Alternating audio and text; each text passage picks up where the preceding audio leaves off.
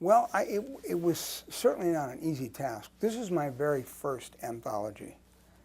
I would not claim to be an anthologist by trade. And I knew I had to have 200 poems. And I knew National Geographic had the greatest collection of photographs of animals in the world. And so I just set out. First of all, I made a long, long list of animals because I wanted to try to include 200 different animals. I didn't succeed at that. I mean, there are a couple of poems about elephants and a couple of poems about spiders and so forth. But that's how I did it. And I also made a list of potential poets.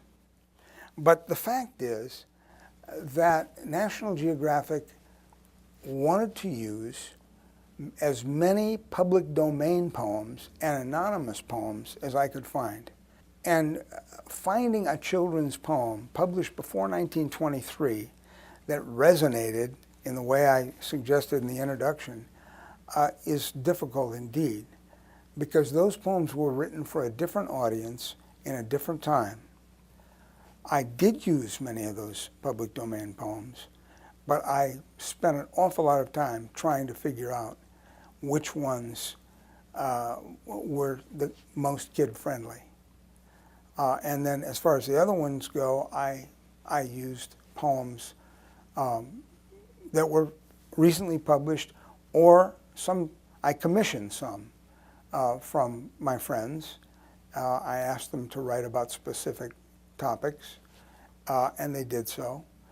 Well, I think of it as both a coffee table art book, but also one that you share with children and grandchildren sitting on your lap on the sofa. I hope this book sets a standard for books of this type for years to come. I think in the sense of going